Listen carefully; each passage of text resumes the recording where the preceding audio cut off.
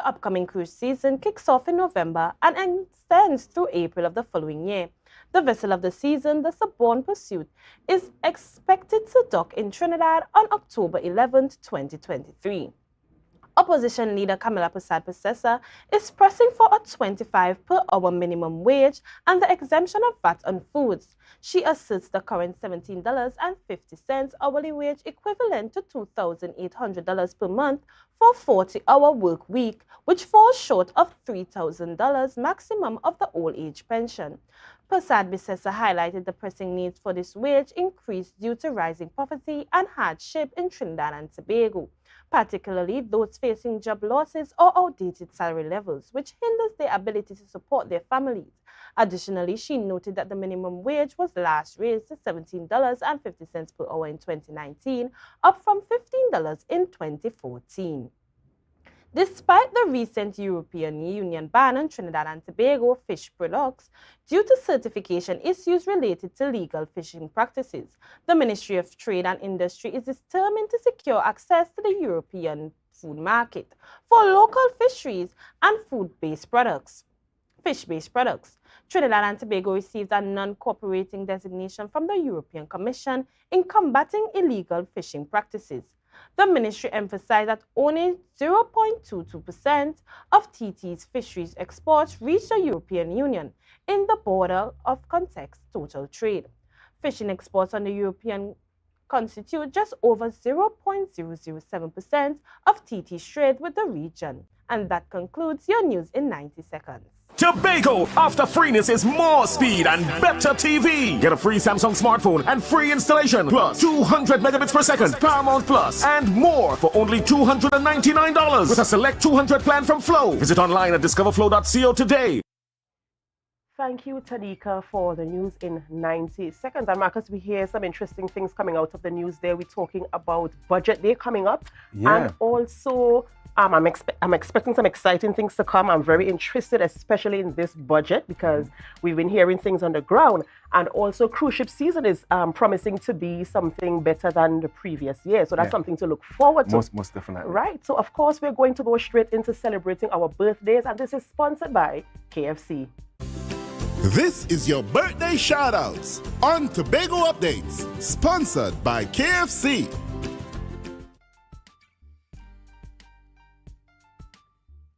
And celebrating a birthday today is Valine Motley Smith. Happy birthday, Valine, coming to you from us here at the Tobago Updates Television. We hope that you have a beautiful day today. Yeah, we also have Joanne Roberts. Yes, of course, from the admin of TN Tech. Wishing Joanne Roberts a wonderful birthday today. It's Liberal Nation. Yes. Take it down. We're approaching the best month of the year, October. My birthday is next week, and of course, wishing Joanne and of course, Valine all the best today. Birthday shoutouts on Tobago Updates, sponsored by KFC. From the experts that created the Zinger sandwich comes the KFC Crispy Barbecue Zinger. The only one I see is you. Cheddar cheese, crispy onions, the most delicious Kentucky Fried Chicken, and barbecue sauce. Get ready for a whole new level of flavor. Welcome back to the morning show on Tobago Updates, and we have a wonderful show for you today. Marcus, let's tell our viewers who we have on the rundown this morning. We're starting conversations with Ricardo Alfred, and he is a maritime surveyor and marine engineer. We're focusing on World Marine Day 2023. And then we have conversations with Miss Dalisha Guy. She's a published author and recently had a book launch, and the book is called The Nugget Bowl. So we're going to have conversations on that as well. And of course, we're going to sports. This is your area. Yeah. I was hoping that I'd have given me the entire hour today, but we're going to take the half an hour. Of course, we're going to be chatting with Mr. Jeff Charles, the event coordinator of the Tobago International Cycling Classic. And of course, I'm sure you guys would have seen the cyclists yesterday, because yesterday was the opening day. So I'm going to talk to Mr. Charles about what's happening today and over the weekend. And then I'm going to be chatting with my good friend, Mr. Ansel Ned. And we are talking about the Tobago Windball Cricket Tournament, which starts on Sunday. Right, guys, so that's the show for you in a nutshell. So we have an interesting and an exciting show today. And guys, we're asking you to stay with us. Of course, we're heading over right now into Tobago in Focus. But before we go, we ask you to share the live, share the live, share the live. We'll be back.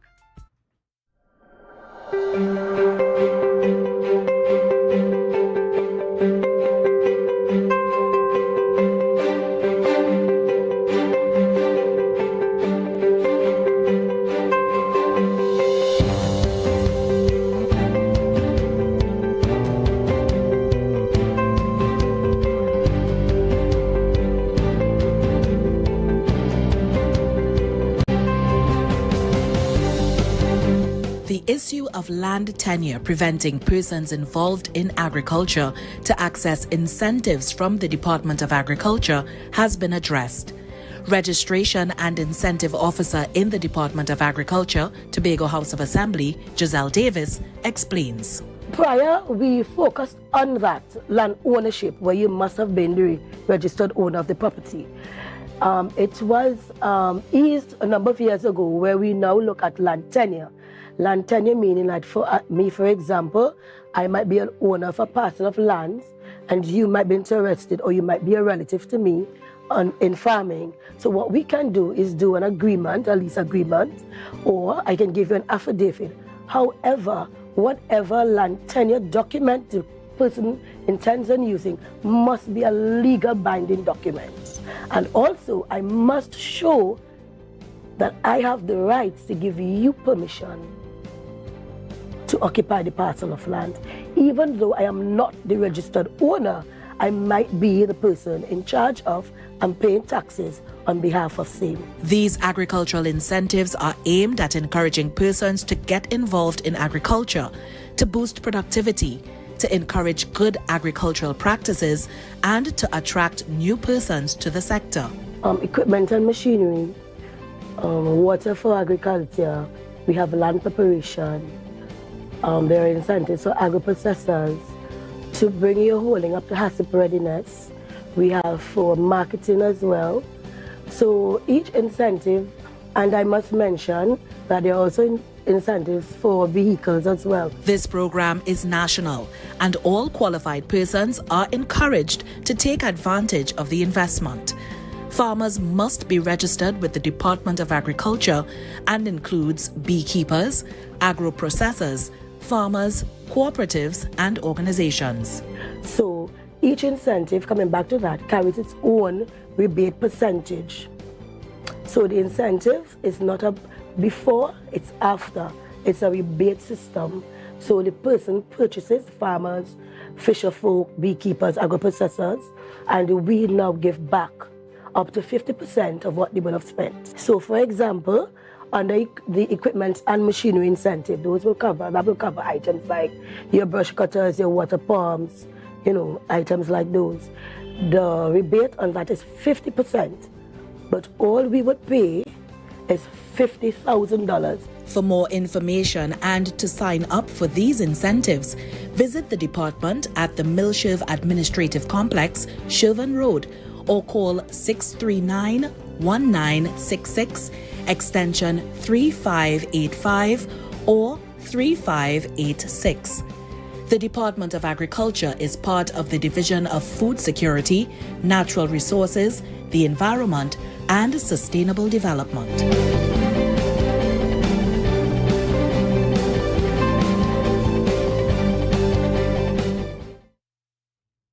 Welcome back to the morning show on Tobago Updates, guys. And we are talking this morning about World Maritime Day 2023.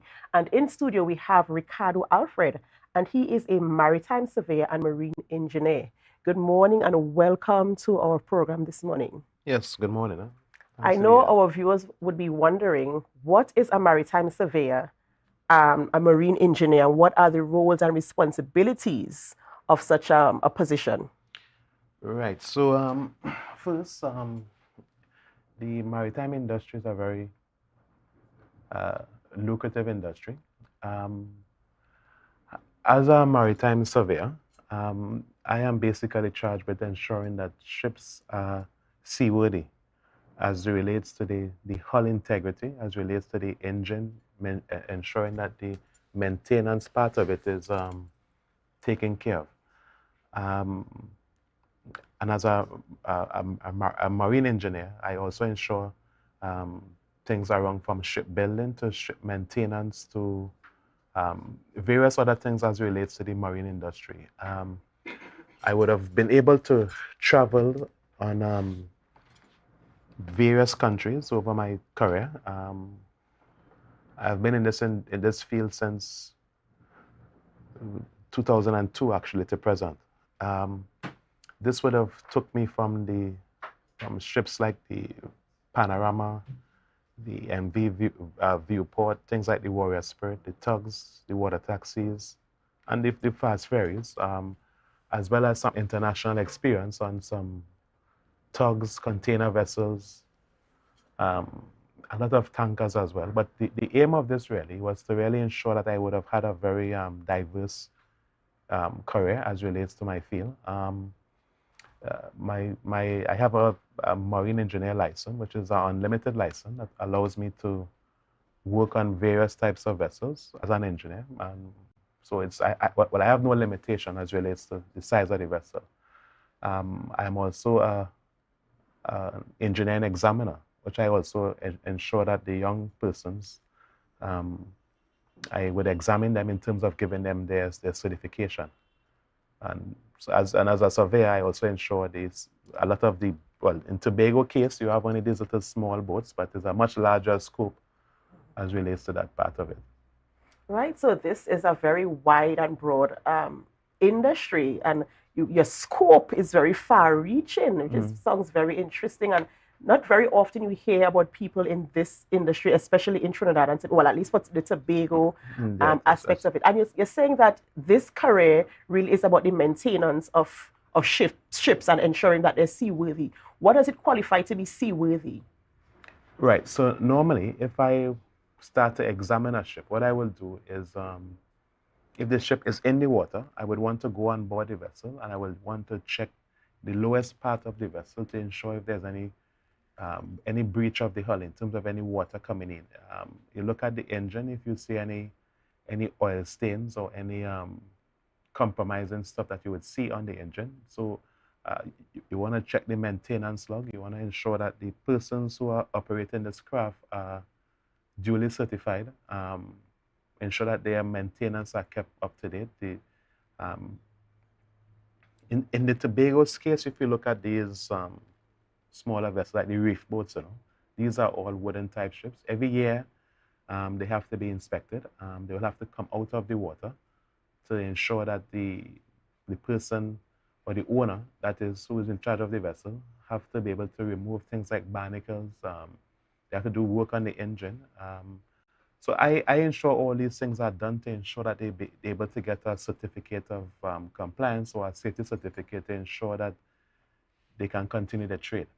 Right, and I'm sure this inspection, of course, you will find these things only with a trained eye, because I might walk through a vessel and I might not see anything that looks compromising to me. So I'm absolutely certain it's because of your trained eye. Now, tell us a little bit about World Maritime Day and what this signifies, what it represents, and what is your role or Tobago's role in the celebration of this day. World Maritime Day signifies a lot today, well, to me, because it's an industry that I believe that Tobago has a lot of potential in, being as how our geographic location. When you look at the maritime industry, it's very wide as relates from not just ships, but into the entire port development as relates to, building things like a jetty, a shipyard, the dry dock facilities. So it's very far-reaching. It also includes the fishing industry. If you look at what is happening with this red card issue, now it is not really so much of a concern for Tobago, I would say. Currently, most of the clients are mostly US based. It can affect Tobago and Trinidad and Tobago if the US and all these countries that are signed to that convention decide to hold one head. But currently, right now, most of our clients are in the US. the maritime industry, as I said, it's far-reaching. It allows persons or professionals to take a step back and see where we are as relates to the whole maritime industry. More, I would say, could be done in our industry. There's a lot of stuff that we have not really explored as relates to the maritime industry, meaning in terms of, because if Tobago was a country, then we could talk things like Tobago waters, and then you will have up to 200 nautical miles that we can explore. Sadly, that is not the case. The case with the country is Trinidad and Tobago, and we have to look at that region and how much jurisdiction we have. So Tobago is quite poised as relates to how it's located, because every ship coming to Trinidad passes Tobago. We are the first island or port of entry, if you want to say that. So if Tobago, maybe let's say, have a hub, a transshipment hub, I can see a lot of ships coming here, because now in the marine industry, one is looking at the price of fuel. So that's why you have a lot of alternative ships coming out now to provide alternative fuel. In the next 5 years, most of the ships building now will be, they will have a different fuel on it. It will be like mostly natural gas, and I know they're looking at this diesel electric. So for me, in my career, it's a learning process. I am keep learning. I'm keeping up to date with the different maritime trends. I would have went on from a degree in marine engineering into a master's in port and maritime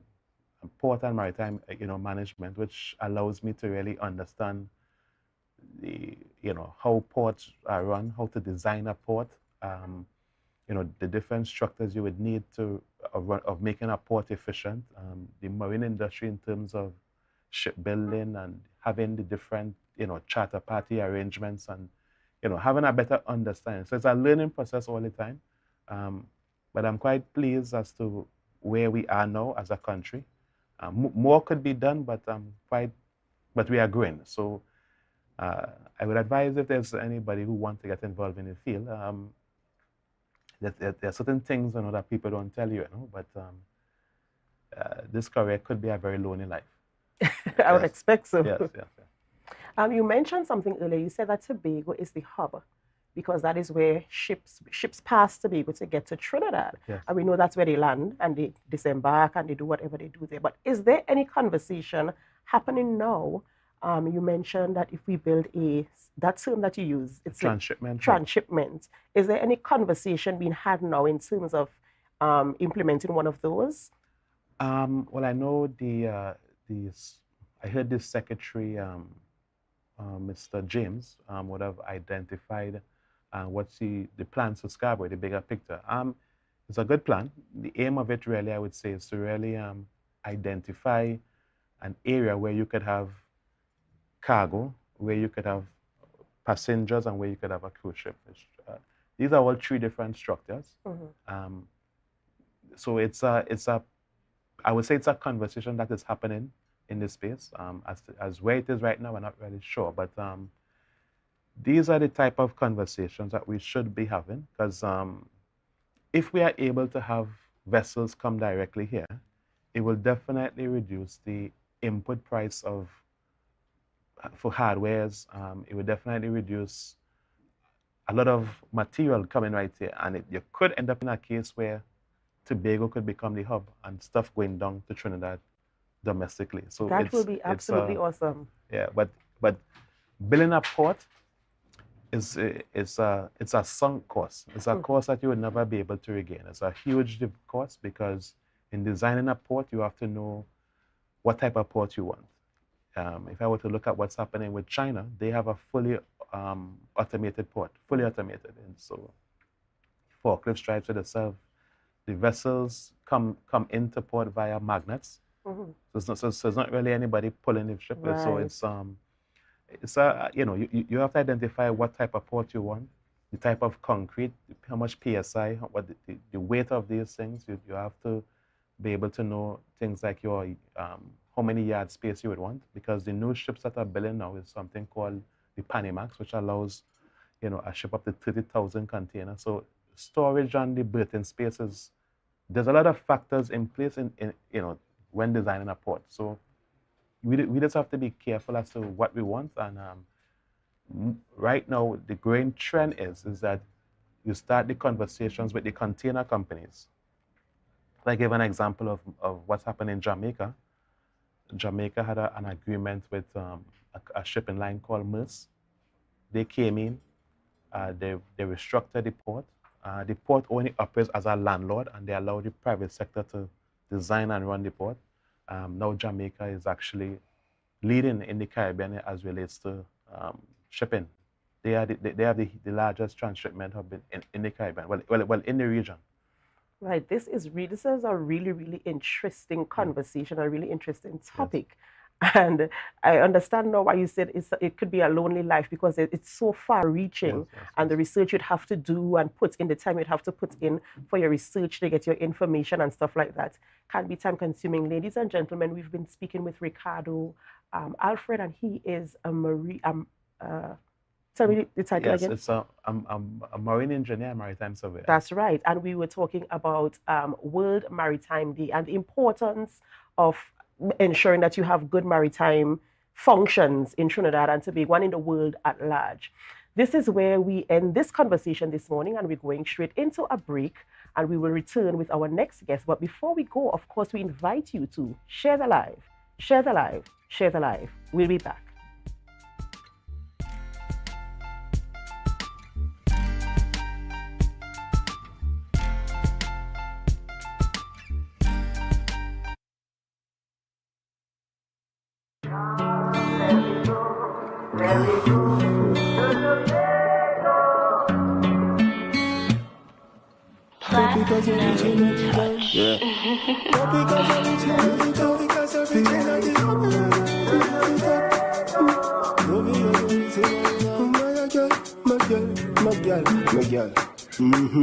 Bad girl from Roxborough, Tobago, but if we go in your day clothes, I rate you.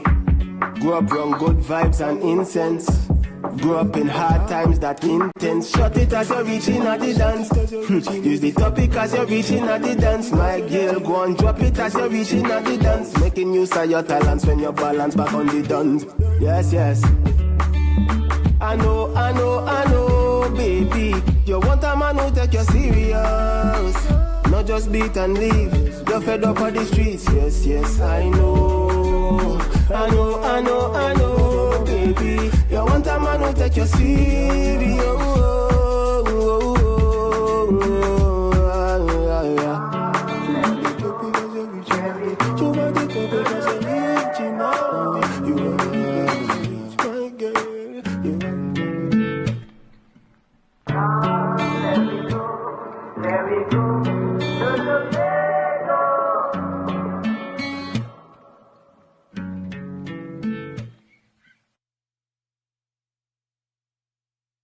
MI4 Security Services Company is the most advanced security service in Tobago.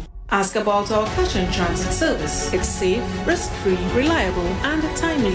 We provide safe banking delivery for all business types and sizes with highly trained staff, 24/7 monitoring, coordinated emergency response, and a well-maintained fleet of armored vehicles. Contact us at 660-7723 or visit our website at www.mi4securitytt.com to sign up today.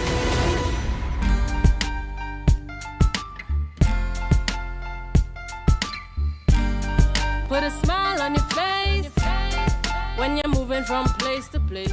Welcome back to the morning show on Tobago Updates. I am Adana Kambi, and we continue conversations with our guests in studio this morning. Yesterday we spoke about books, and today we're speaking again about another book launch. And we're speaking to a published author right here in Tobago, Miss Delisha Guy, and her book is called The Nugget Bowl.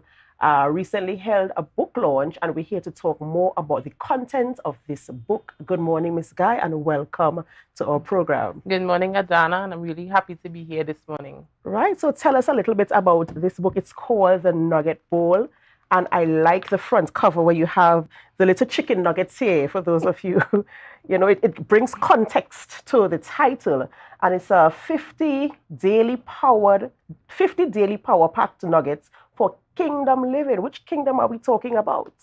So yeah, certainly speaking about the kingdom of God, Right. I know we represent it really strong. And, I'm really happy to be here this morning to speak about my first published devotional book. All right. It's my second publication. I would have done a coloring book, but this is my first devotional book that I would have done. The idea behind the book is, to really have daily nuggets added to your devotions. All right. They will normally say, apple a day will keep the doctor away, right? So I am like, you know what? A nugget a day will keep the devil away. That's right. That's right. And I have a copy of this book and I started reading it. And it really is a devotional. It encourages you to have your Bible and notepad and a pen along to take notes and stuff like that. You made reference to an apple a day, keeping the doctor away, and a word a day, keeping the devil away. Why do you think it's important, especially in the times that we live in now, to spend time in devotion and reading the word of God? Okay, so the word of God, we know it to be a weapon against the works of the enemy.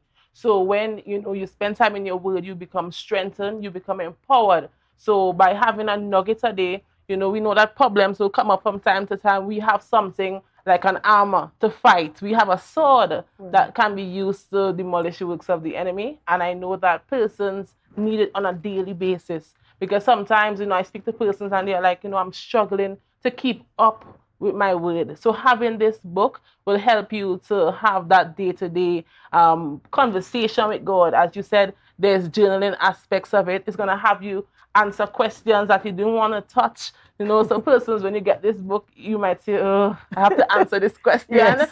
But that's it. Yes, it's very engaging. It really, really is engaging. And what I like about it is that, well, in my copy, there's a little handwritten notes from the author. The author gives you a nice little love note encouraging you to go along, reading the book and to ensure that you extract everything that we could get from it. What is what gave you the inspiration for the name, The Nugget Bowl? All right. So as I said before, every day we need to have something to eat. We depend on food for nutrition. So think about the word of God as the food that nourishes your soul. So when you have this nugget a day, I believe that it will nourish you. So on the cover of the book, we would have put some nuggets there. Grace, peace, love. And there's so much more nuggets in the book. So I was saying this week, it's like flavors. Right. We like the wings with flavors. So we have nuggets with flavors. Oh, I like it. I like the concept. I really, really do. And what gave you the inspiration to do this? Because I know you said you published a coloring book. And so now you're doing, you did this book. What inspired you to move in this direction? I know that you are very focused and you're very strong in the word of God and you speak publicly about your position in God. But what is the thing that sprung you into action to publish a book of this nature? Okay, so I spend time doing devotions, all right, daily. And, out of my devotions, I am saying persons need to have this experience. Devotions is what really keeps me going. And I also took my faith publicly during the pandemic in doing devotions via Facebook and YouTube. So by having this concept of doing devotions, I said, let's put it in a book so that persons can now have it, on a daily basis. Right, and there are 50 daily power pack nuggets. So there's 50 days. If you get this book, right, 50 days of consistent devotion, right? 50 days of different topics that you would embark on, different things, as you said, questions you don't want to answer, topics you don't want to discuss, things you don't want to deal with in your life, but you must if you want to progress, right? So it has 50 days. So after the 50 days, what do we do? Is our next book coming? What is happening? We're really interested to know because, as I said to our viewers, I have my copy and I've started reading. I'm not consistent every day, I must admit, so I must get back on track to ensure I finish my 50 days. But after that, I think I want more. So tell me, do you have plans for anything coming up in the future? What is your way forward after this publication? Okay, so even after this publication, you will get more. All right, so I'm actually working on a project to offer persons monthly subscriptions that they will have devotional packages on prayer, advancing your faith and topics that, seems taboo in the church, but we're going to speak about it through devotion. So coming in January, look forward to that, for that, and we would definitely be serving you with more devotional content. Of course. And how has the response been? I know the launch was a couple of weeks ago? September 2nd. Right. And how was the response to the launch and in terms of the sales of the book? Because, I mean, it really is something different. I know every time you do a publication, the marketing especially is very important, right? And this literally tells you that these are nuggets. How has the response been in terms of people buying into the idea? Have you had reviews? Has anyone said anything in terms of how the book affects them or what it means to them and how often they've been using it, any changes in their lives and stuff like that? Yes, I want to say thank you to all the persons that really flood the launch. The first batch is already gone. So I'm currently, waiting to have the other batch delivered. So I'm really grateful for that. Persons are testifying, not just from Tobago, all right, but I see persons in the UK, in the US, Canada. One testimony that really touched me this week, a young lady said to me, her dad isn't really spiritual, and, and he will have received a copy of the book, and he's already digging in. So I know for sure that the impact that God wants this book to have, it is doing it. I'm like, mission accomplished. Sales is one thing, but seeing the transformation of lives is a different thing, and I'm so grateful. And that is when you are purpose-driven. So obviously you're seeing the objectives being met through the testimonies, through the reviews, through the responses, through people's interaction with a product that you created. And how does it make you feel? How does it makes me know that purpose is real. And there's an accomplishment to know that whatever God has called you to do is really touching lives. And that's the big thing for me. It makes me feel accomplished. And I really want to encourage persons to finish what you would have started, because this has been a real big journey for me. The Nugget Board has been something that pushed me out of my comfort zone. Right, and I'm sure it took a lot of time and research to putting this together to ensure that what you put out there, people can really truly benefit from it. If someone wants to get a copy of this book, how do we get copies of the book? Okay, so locally in Trinidad and Tobago, you can contact me, Delisha Guy, at 750-4796, and I will send those to Trinidad as well via TT Post. So persons even in South, in Erin, places like San Fernando, they already received their copies via TT Post. Locally in Tobago, I will have it delivered. And for persons that are in the Caribbean or in other countries, you can order it via Amazon. What? This book is available on Amazon. I'm very, very proud of you, Delisha. And I want to encourage you to keep walking that walk and talking that talk and being the person that you are. Ladies and gentlemen, of course, it is very important for us to have a relationship with the Almighty and to spend time in His presence, especially living in the times that we are living in now. We've been speaking to Delisha Guy, the Nugget Bowl. It's available for purchase. You can get it on Amazon and also locally in Tobago. Give us that number one more time. Okay, the number is 750-4796. Right. So we thank you so much for being here and sharing with us this morning. Ladies and gentlemen, that has been our conversation with Delisha Guy on this publication. We are going to go to a break. But of course, before we go, we invite you to share the live, share the live, share the live. We'll be back.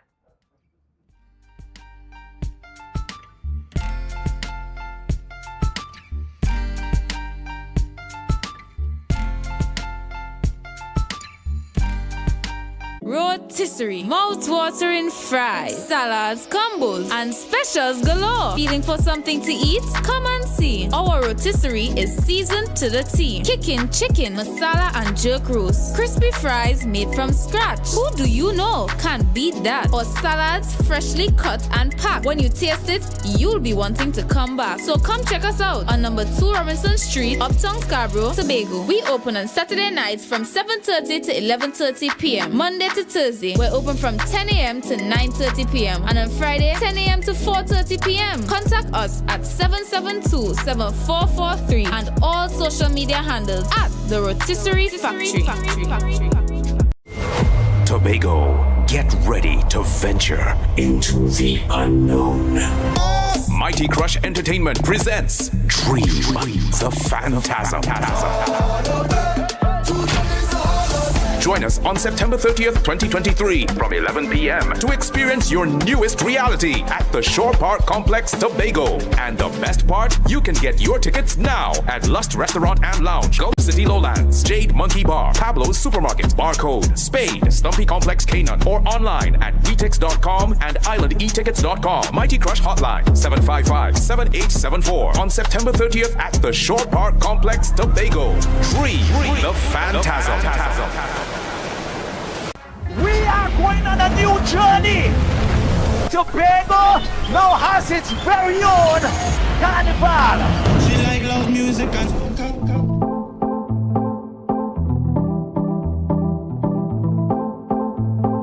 platinum touch.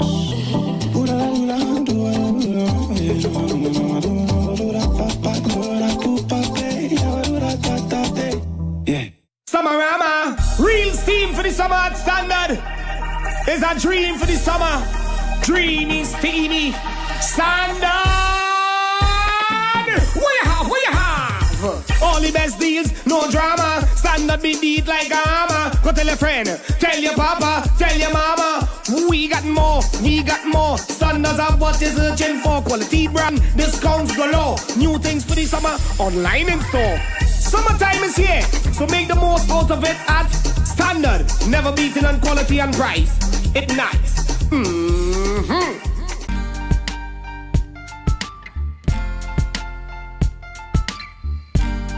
Put a smile on your face when you're moving from place to place. Good morning, good morning, morning, good morning, morning.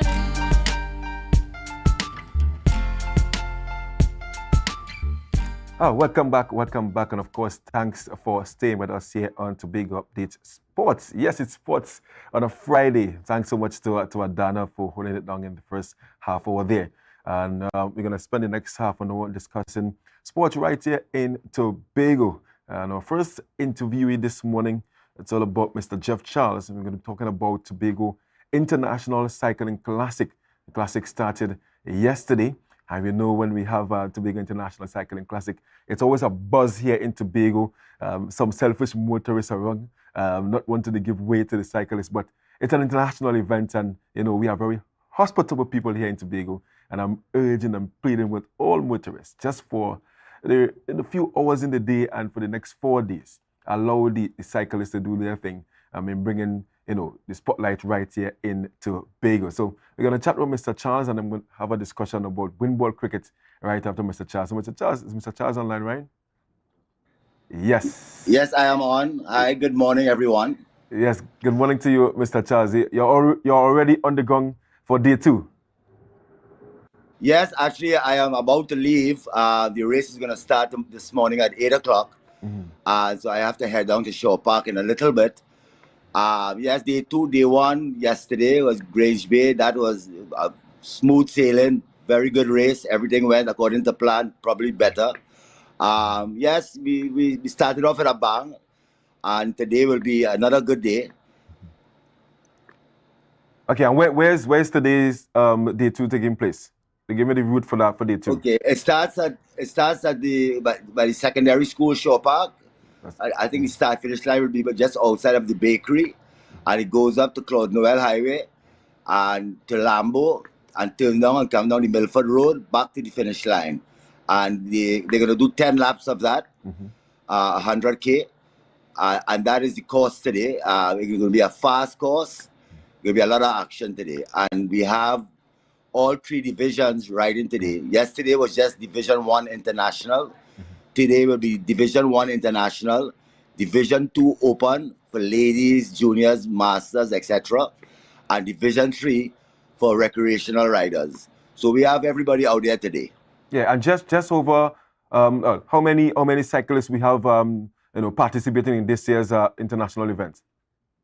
It's about 130 cyclists, of which probably about 65, 70 internationals. Internationals meaning international and regional. So we have a good turnout. I mean, when you consider we only started back last year after the COVID, after a 2-year break.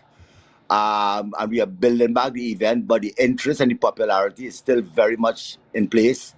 So yes, we got a very good turnout, and very competitive field also. We have I think 16 countries being represented here at the event this year. So yes, we are coming along really good after that break. So last year we had 80 cyclists, so we have 50 more this year. So we're happy about that. Yeah, fantastic. And in terms of the local buying, we have Tobago athletes or Tobago cyclists participating there as well? Yeah, you have quite a few Tobago cyclists. They'll be competing mainly in the recreational, mountain bikers, casual riders.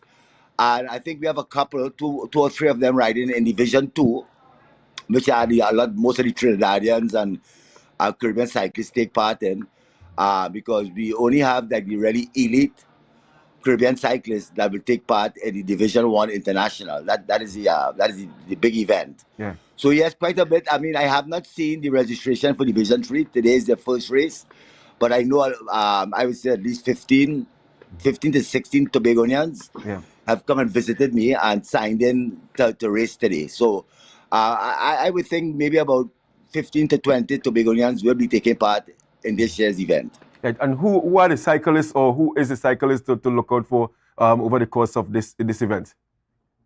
Well, we have John. I send the stage 1 results to Marcus, to yourself. Yeah. But I think the defending champion who won yesterday, defending champion from last year, Jonathan Brown, he's a very big contender for this year. He's riding very, very good. We have 2 Colombians here that I think will do very well. We also have a Mexican that comes with a very high-profile resume. He came second yesterday. He's new to here, so I don't know much about him. I don't know the guys that well yet, but I think we are in line. I think we have probably about 6 or 7 guys who can win this race after the 4 stages. Yeah. And in terms of the current heat spell that we are experiencing, any particular thing in place to treat with that?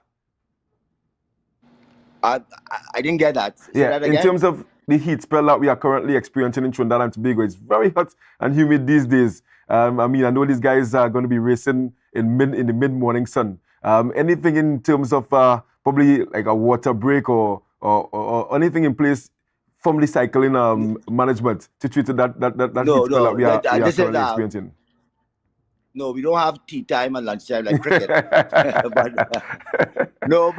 but we have. I mean, these guys are professionals. Division 1, they know how to handle different conditions, and of course we are very aware of that. So we have a van online with a lot of water, and we keep hydrating them all the time. Of course, they all have their team support. 2 or 3 cars following each team. Yes, they are quite well aware of that, the conditions, the heat.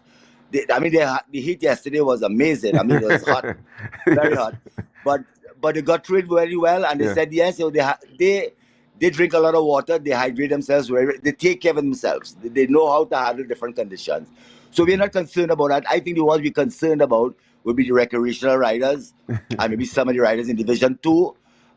Who really, they don't know how to handle the body and things too well under these kind of conditions. But we take care of them. We are constantly on the case to keep hydrating, keep drinking water. When they finish riding, go in the shade. No, I don't think we have a problem with that. I think mostly the officials and the supporters have a problem with the heat because we are just drenched in sweat. Yeah, but it's handled very, very, very nice. I mean, everybody's very comfortable and very happy with the conditions. And I must say, as of yesterday's race, I was told about 2 or 3 months ago that a lot of bad roads, a lot of potholes, a lot of dangerous kind of corners, and I did the course yesterday. I drove around and things like that, and I want to thank whoever. The authorities are. The roads were fine. I mean, they weren't like 100%, but they were just right, and they were safe and secure. So I want to thank, I don't know if it's the Division of Infrastructure, whoever did it, but it was good conditions for the cyclists. I haven't seen the Shore Park course yet, but I understand that is also in good condition. So we do appreciate that because, you know, safety and security for the cyclists, extremely important to us, you know. So I just want to commend the ones whoever took care of that for us. I'm really happy to hear that. And just before you go, tell us about the other stages tomorrow, and then I know that you're going to end on Sunday with the tour of Tobago. So tell me about the other stages. Well, tomorrow is the exciting stage, but I mean, for the fans, that is Market Square, where they go that 1 kilometer circuit, they go around 60 laps. I encourage Tobagonians to come and support. I mean, I see cycling at its very best in your backyard. I mean, I always tell them this is a Tobago event, so please come out and support it. And you're going to see a lot of action tomorrow in Market Square. And all 3 divisions will be there, starting from 8 o'clock. And it's going to be fireworks tomorrow because it's a fast, aggressive race. That's Scarborough Circuit. They love it. And of course, the main event, the Tour of Tobago. I mean, when we get the feedback from all the different international cyclists from all parts of the world about this event, this Tour of Tobago, they target the beauty and the beast. It's the most challenging, but the most beautiful course they've ever done. I'm talking guys coming from all over the world. It is brutal, but beautiful, you know. And so that is going to determine the race, of course. That's going to determine who wins the 4 stages on Sunday. So that is the race that everybody gears up for. So yeah, we are ready, and everything is on go. And you know, and again, Marcus, I want you to kind of encourage. I want us to encourage the Tobagonians to come out and support this race. I know there's a lot of inconvenience, blocking off roads and things, but that is how it goes for road cycling. You know, you have to get some inconvenience for a couple hours. We apologize for that. But on the other hand, we want you to come and support this event because this is the Tobago International Cycling Classic, not the Trinidad or the Barbados or the Guyana. This is Tobago International Cycling. This is your own. So please come out and support. Yeah. How many years have you been doing this, Jeff? It's 35 years. 35 years. You know, my uncle Tony Abraham, you know Emil Abraham? Yes. Emil is my cousin. They started this race as a local event 37 years or 38 years ago, just the Tobagonians, and we came across, my brother, myself, a couple to support. And then when Tony couldn't handle it anymore, he passed it over to me, and I built it from a local event into a Caribbean event into an international event. So 35 years I'm at it, and I'm still loving it. I hope I continue to have that passion to keep it going. There are a lot of challenges, Marcus, sponsorship being one, but you know, it is what it is, and I do it as long as I have this passion for this event, and I do have a serious passion for Tobago. So I could continue for another 10-15 years. Yeah. Well, on behalf of all the people of Tobago and Trinidad and Tobago by extension, I want to thank you for keeping this event alive. It's something I look forward to. Like today, I'm going to go down to Shore Park just to see the cyclists in action. It's always a revelation because I like to also watch the Tour de France, and we have the Tour Tobago. In that sense. Mr. Charles, we're going to leave it there today. I want to wish you all the best today, a safe event for the next 4 days. And once again, I'm pleading with all motorists, please, caution, proceed with caution at the routes for the events. You can check me out on social media. The routes are there and everything is there for you guys to follow. So Mr. Charles, thank you so much. I'm going to leave it there this morning. Go out there and have a good time in the extreme heat. Thank you. Thank you very much, Marcus. Yes, of course, we've been chatting there with Mr. Jeff Charles, the event coordinator of the Tobago International Cycling Classic. 35 years he has been doing this thing, and I'm telling you that he has been laboring in the vineyard without much support. But I want to also thank the division responsible for ensuring that all the roads or the potholes would have been filled up to ensure that the cyclists would have been traversing safely. Viewers, we're going to take a short break, but remember to share the live, share the live, share the live.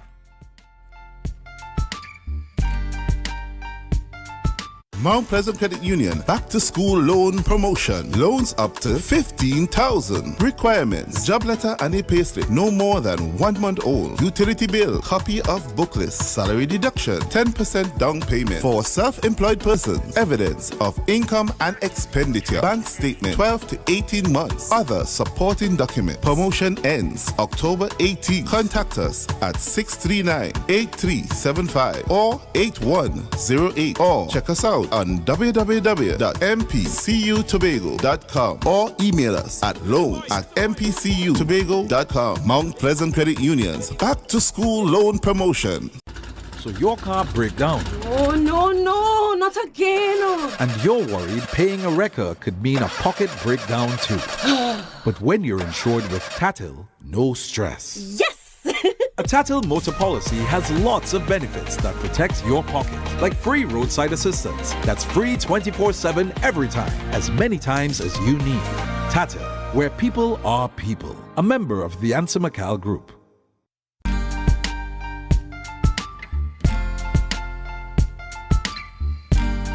Put a smile on your face when you're moving from place to place. Good morning, good morning, morning, good morning, morning. And of course, welcome back, and thank you for sharing the live, and of course, staying tuned to this morning's sports segment here on Tobago Update Television. I've been joined by Mr. Porter. Porter, when he came this morning, because Ghana Amazon Warriors won, eh? That is why you only came this morning. I told you. You can't give me one for that. Right. I told you. Let me say congratulations to the Warriors. Of course, you guys were the better team throughout the CPL 2023. Yes. And you deserve to win the title. What I must say, I enjoyed my time in Guyana. I enjoyed the heckling. I enjoyed all the banter amongst the fans of the Warriors. You guys had the better of the TKR team this year. 4 times. You guys defeated the team. You played 4 times. You played 4 times this season, and you guys. You probably said the right thing there just now, yeah? 4 times you would have defeated. You guys were able to beat the TKR team three times. But I mean, anyone who watched the CPL this year, Porter, it was good to see that Guyana Warriors, Amazon Warriors, they were the better team. The only question is if you guys could have gotten over that choking experience that you would have experienced on 5 occasions being in the finals and just not able to get over the that hurdle. But yeah. Congratulations, you guys were the better team. So I must ask you before we go to our local sport. Tell me, what was your experience in Guyana, in the stadium? Yeah. As I said before, I was a bit cautious heading to Guyana to watch the finals because obviously social media would have shown a lot of not too good things about the staging of the games in Guyana. Very passionate fans, and you would have seen different things that you don't want to see associated with the CPL or even in sport in general. So I was a bit cautious, but I say, so what? I'm going to cause my TKR jersey and enjoy myself. I mean, one life to live in that sense. And I'm guided and protected by the Almighty.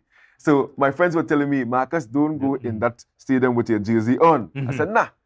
What you see on social media, people were drinking the rum and doing the show. Exactly. Not in the stadium. So I put on my jersey and I ended up in the Mount. I wanted to experience the vibes. Heart of it. Yes. So I ended up in the Mount. And I tell you, Porter, I was given food, drinks, all kind of different things in that stand. Also with the little talk as well.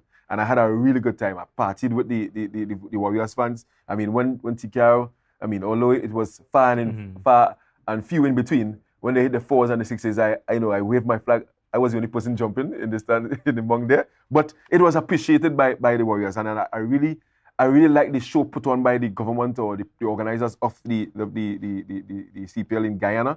We had fireworks. Yes. I mean, they brought out the local entertainment. It was really an experience. And I want to tell people, the CPL is not just about watching on television. You need to go to at least one of the games in the stadium, whether it's in Trinidad, St. Lucia, Barbados, St. Kitts, or Guyana. You need to go to the games live and take it in. It's the vibe of the Caribbean people. In fact, it's the biggest party in sport. But Porter, we're coming back next year for a trophy.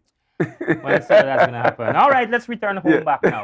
What's happening in the world of sports in Tobago? I know, and we should have had Anson this morning talking about the Tobago Wimball Cricket League. Right. Obviously, unfortunately, couldn't make it again. But we have you. I know that you are normally around covering all the local sports, and you'd have covered it last year, where we had it at the Parade Square in Bacolod. So we're gonna have it again this year. 12 teams registered. And the 12 teams are going to be divided into 2 groups of 6, and it's going to take place on 2. What we did is Pirate Square. 2 pitches. Yes, it's big enough. So we divided the Pirate Square into 2 grounds. So we're going to have the competition finishing in, let's say, 3 weeks. So every weekend, Saturday and Sunday, we're going to have 10 matches per day. Right, so it's a lot of entertainment. It's fast-paced, exciting. And what I'm happy for this year, as last year, we have teams coming from communities. So we have teams from Bloody Bay. We have 2 teams from Roxborough. We have a team from Bell Garden, a team from Betsy's Hope. Defending champions, DXL Compound Spartans. Right. They played unbeaten last year to win the title, so obviously they are again this year to defend their title. We have a team from Mason Hall as well participating. Pembroke, right? Pembroke, Concordia. So, Marvin, wait, you have a, this is all at Tobago? Yeah, so it's Tobago T10 Community Windball Cricket League, and that's something I'm very passionate about. Having community sporting initiatives, and they say there from the 1st to the 22nd of October. And Porter, it's going to be the biggest cash prize, first prize ever offered. 20,000, as I see. In Windball Cricket in Tobago, and it's an incentive, right? And as I told you guys, don't look at it just as the money for monetary purposes, Right. but we want to get buy-in from the communities, and it's a way also to unearth new talent. That's why I started off playing windball cricket, because I was afraid of the hard ball. But when you get success, you want to of course go to the next level. Go to the next level. And a number of youngsters would have registered to participate this year, and I'm hoping that they get the experience to learn. It's fast paced, so you have to think fast and think on your feet. You have to have good bat speed as well. So I'm hoping that they get that experience, and I'm looking forward to healthy rivalry. Right? Already the banter would have already started there. So we're going to start on Sunday, this Sunday here. Start at 10 a.m. and we should end at 6 p.m. So it's an open event. We don't charge anybody to come and see the games. You can come down there at Bacalet Pirate Square, pack your coolers. It's going to be a jam-packed day of activities. 10 games on show, and we have females involved as well. Oh, yeah, each team must have a female player. Some very uniquely to ensure that the community is involved, the entire community. So come out and support your community. Come and wave your flag. We have special prizes for the biggest supporting cast, best uniform team, and all these different things. So outside the formalities at 9:30, we're gonna start the competitive matches from 10:20 per Porter. So you can come down there and enjoy that vibe as well. Something that we'll be looking forward to. Last year I was there. We covered the finals. It was very interesting. Lots of fireworks and everything. Yes. Congratulations, you did well. Yeah, So we're looking forward to this year T10 windball cricket. Yeah, fantastic. And of course, still on the local front, we have the Tobago Football Association FA Cup. That's happening. In fact, they are down to the final two teams. Right?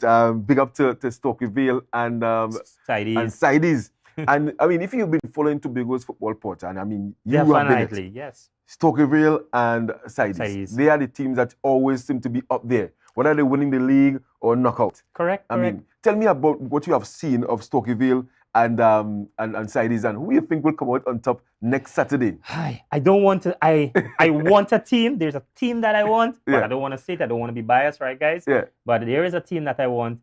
But Stokeyville has been playing pretty well, pretty good. Passing the ball, playing the long ball. And Sidees has always been excellent for the last 15, 16 years since I've been following them. I don't want to give away who I want to win, but that is a competition definitely the whole of Tobago should come out and look at. The guys are playing very well, well coordinated. Well coached. Well coached. Well, Akko George is the coach of the Sidees team, and we have James Campbell in charge of Stokeyville. And we know oftentimes we don't give the coaches credit. Yes, they are the guys in the back room coming up with all the strategies, ensuring that the guys are focused as well, because they are also motivators. Turn up to training every day, and I'm really happy to see the youngsters are putting the effort out on the field of play, and the support has been really good as well. Porter at the White Oak Stadium. It has been excellent. Must say thanks to Tobago to coming out to see what's happening. I mean, I enjoy watching Stokeyville and Sidees play against. I enjoyed watching Georgia also, and also Leeds. I've seen some very good football over the FA Cup period. Yeah, and you've seen this soccer shop, and what I'm happy also to see is that we have the private sector getting involved in supporting the different community teams. You know, so that's morning really to the good. guys at Soccer Shop who Soccer Shop exactly. That's what Charlottesville. Well done. Yeah, and Stokeyville looking really good. The Green Machine. Green Machine, boy. Yeah, and they would have defeated Georgia 4-3 in that semi-final game. A very entertaining game where we had Kwame McDougall scoring a hat-trick. A really good hat-trick there by Kwame McDougall. And then obviously Sidees, they defeated Golden Lane by 6 goals to 1. And that was a... I actually thought in that game Golden Hill gave up. They gave up early. And Sidey just kept on scoring and playing football. Yeah. As I said, I saw some really good football. Yeah. Really good passes. Yeah. And if you know Akko George, he supports Barcelona, and you know Barcelona, they are known for tiki-taka and knocking it here, knocking it there. And I know Akko George will want Sidey to play at that particular level. And based on what I've seen, they have shown that, hey, if you don't come good on the day, we're going to knock you out of the park. And they would have done that to Golden Lane. I am expecting a really, really closely fourth encounter come next Saturday. That's the final. It was supposed to be the 6th, but I'm told it's now on the 7th. So they're going to have the third place playoff, obviously between Georgia and Golden Lane. That's at 5:30. And then we're going to have the showpiece game. Big game. Stokeyville. That's Plymouth versus Speyside. So it's country in town? Yeah, country. Oh, gosh. And you know what I like? So it's quite in the east. And then we go down to Plymouth, and then the Bright Talk Cinema is in the middle. That's the battleground, right? So I want to shout out to the Tobago Football Association, Mr. Alfred, and the team for ensuring that we have football playing in Tobago at a competitive level. Some may say it's not competitive, but it's important to have football and sport playing in the communities, right? So shout out to all the Stokeyville fans and the Sidees fans, and even Georgia and Golden Lane. We're going to ram out the Bright Talk Stadium come next Saturday. We're going to crown the third place winner, fourth place, and of course second and first. Potter, you may not want to call it. In fact, I'm not going to call it. I'm not going to call it. You want us to call it? I'm not, because my team is I support FC Phoenix and of course Gold City. Mm-hmm. They're not in the mix this time around. Phoenix defending champions last year. Not getting into the finals this year around. So I mean, you win some, you lose some. You lose some. Yeah. Right. Of course, just like with Amazon Warriors. Moving on. And still on the local scene, Porter. So many things happening. We have this big international event happening at the Bright Talk Stadium starting today. That's archery. It's the Caribbean Archery Development Championship. It's the first time we're having this event stage here in Tobago. I mean, archery, it's not one of the sports that persons, will gravitate to, and they're seeing, the setup there, wonderful setup at the Bright Talk Stadium. Is there a cover charge, Porter? I know you're very closely involved in this event, but if there's a cover charge, it's something I still believe the public can go out there and support. Well, I'm not too sure about a cover charge, right? Yeah. But when Tobago Sports Lab is going to be doing it live, we're going to be streaming it live this morning, and I'll find out all these things and put it on our page. Yeah. Right? So and you have the program for today. The opening ceremony is today, and it's going to run until Monday. We're going to run until Monday, right? We're going to have the Secretary of Sport giving the address. I see we're going to have the Minister of Community Development and Sports, Miss Newlywed. Congratulations, Miss Shamfa. Yes. Also there at the opening ceremony. I'm looking forward to this. This is something I think is the first time we have it in Yes, the first time, right? Yeah. So this is something I'm looking forward to. I know my son is an archer. Oh, so he's participating. Right? You won't be participating. Right. But he likes archery. He loves archery. He was a part of the club. He's been there for 6 years or so, but he's moved on to basketball now. So I am pretty much involved in the archery competition and these events. So I am going to be there. Yeah. We're going to take it live. Tobago Sports Live. Tobago Sports Live going to be there. Take it live. And we're going to see where it go from there and show Tobago public what it looks like. Yeah. Right? I think it's about the time. Yeah, so just before, and of course, just before we wrap, we'd have had the secondary schools netball league launched this week in Shore Park. Just to give our viewers an idea of what's going to take place this year, we have Speyside, Mason Hall, Scarborough Secondary, Signal Hill, Bishop's High School, Roxburgh Secondary, Pentecostal Light and Life Foundation. Those are the schools that are going to be taking part in this year's secondary schools netball league. It's always a treat to see the netballers participating. They're defending champions of all divisions. Big up to Bishop's High School. They're under 13, under 15, under 20. Bishops. And they are also national champions. Yes. So they are going to come back to defend all titles. Shout out to Pentecostal Light and Life Foundation. They won the March Pass on the opening day of year. And the opening day winner Bishop's High School, once again, they defeated Scarborough in the final there. That's the opening day knockout, 13-2.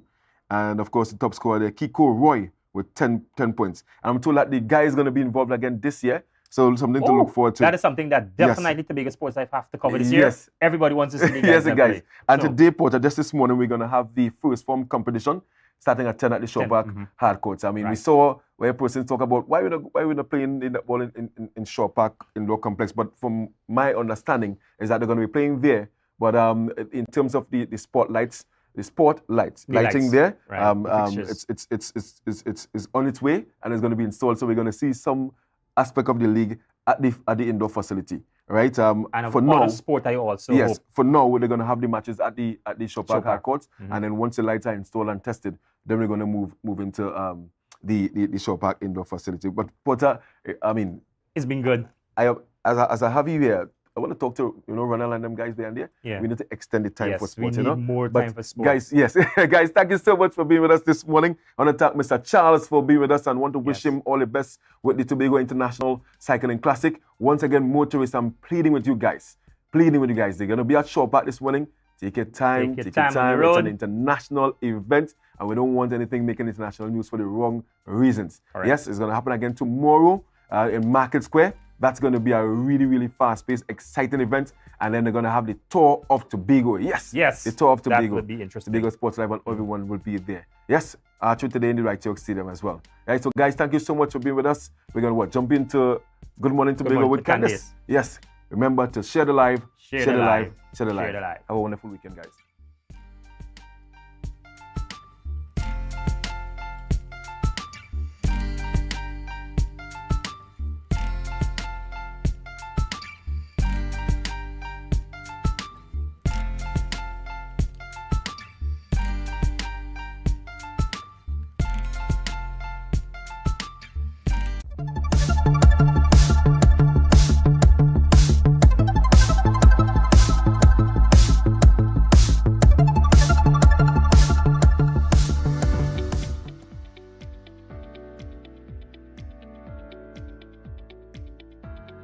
The OCS Summer Internship Program gave us the opportunity to have our first official job experience. My responsibilities would vary from the assignments that were assigned to us. However, my main responsibility currently is to contact suppliers who would have registered with procurement and tell them about the new system with the OPR where they are to register online. My biggest responsibility is to learn and observe, and just complete tasks that I'm given. So for the 2 months since I've been here, I have been a part of various projects. The biggest one was the business registrar, where we go around the island basically and we register the businesses of the island basically. Prior to being granted our own responsibilities at the office, we the interns got the opportunity to learn new skills and enhance our knowledge in different areas of our studies. I learned what business could be about because most of the time what I learn in school is sciences. So I never did a business subject or anything like that, so I wasn't aware of what procurement or anything was like that. So when I came to the office and I got into what procurement really meant, I learned a lot of what happens in procuring goods and items for the entire OCS and the THM. I got a lot of insight about what it means to do economics on a public sector level. I worked alongside people who actually study what I study, and that's probably the most important thing for me, learning from them. I learned from, he wasn't here, but I was informed a lot about Mr. Perry, who is the head statistician at the department. We had 2 outings. We went to change all the names on the PCs in the department to make it easier to notify them, or if they have a problem on the network, we could understand who it is and where to go. I learned about the different roles in my degree. A lot of jobs I didn't know I could have done, I could do now, so it helped me, navigate a little better career-wise. My experience when meeting the Chief Secretary, it was pretty insightful. I major in linguistics and education, and he is a fellow linguist himself. So us sharing that commonality was very intriguing and interesting to hear his thoughts as well as his experience in becoming a linguist.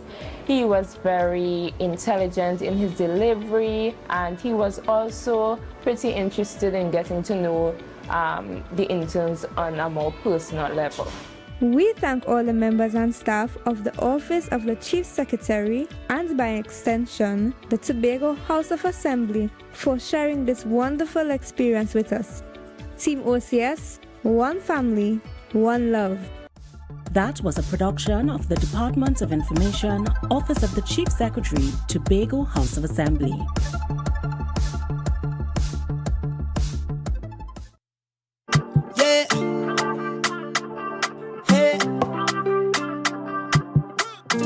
Updates.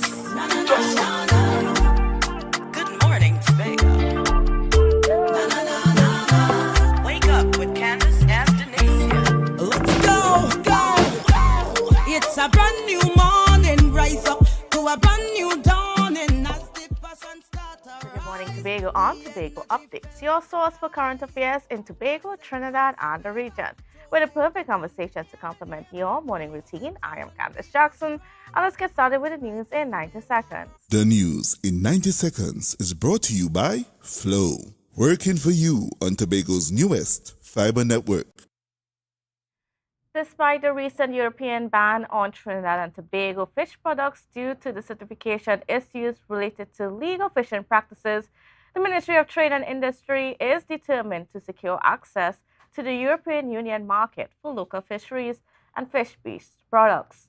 Trinidad and Tobago received a non-cooperating designation from the European Union in combating illegal fishing. The ministry emphasized only 0.02% of TT's fisheries exports reach the European Union.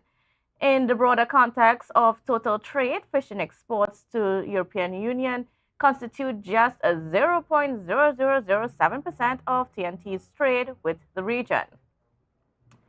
Next up, opposition leader Kamala Persad-Bissessar is pressing for a $25 per hour minimum wage and the exemption of VAT on food. She asserts that the current $17.50 hourly rate, equivalent to $2,800 per month for a 40-hour work week, falls short of $3,000 maximum old age pension. Persad-Bissessar highlights the pressing need for this wage increase due to rising poverty and hardships in Trinidad and Tobago, particularly for those facing job losses or outdated salary levels, which hinder their ability to support their families. Additionally, she noted that the minimum wage was last raised to $17.50 per hour in 2019, up from $15 per hour in 2014. And finally, heightened arrivals are expected for the upcoming cruise season. Trinidad's forthcoming cruise season anticipates substantial growth. In a recent announcement, Tourism Trinidad revealed that around 88,000 passengers and 30,000 crew members are projected to visit Trinidad. This marks an impressive 81% rise in passenger numbers compared to the previous season, when 48,243 passengers disembarked through 29 cruise ship calls at the cruise ship complex in Port of Spain. The upcoming cruise season kicks off in November and extends through April of the following year. The inaugural vessel of this season is the Seabourn Pursuit, and it is scheduled to dock on October 11th. And that concludes your news in 90 seconds. Tobago, after freeness is more speed and better TV. Get a free Samsung smartphone and free installation, plus 200 megabits per second, Paramount Plus, and more for only $299 with a select 200 plan from Flow. Visit online at discoverflow.co today.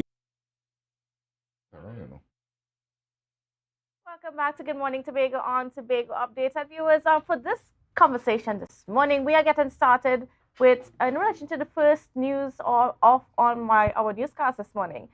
And so we are being joined right now by Mr. Curtis Douglas, who is the president of the All Tobago Fisher Folk Association, as we discuss what's been going on with this ban to the European Union, where we've been red flagged about exporting fish.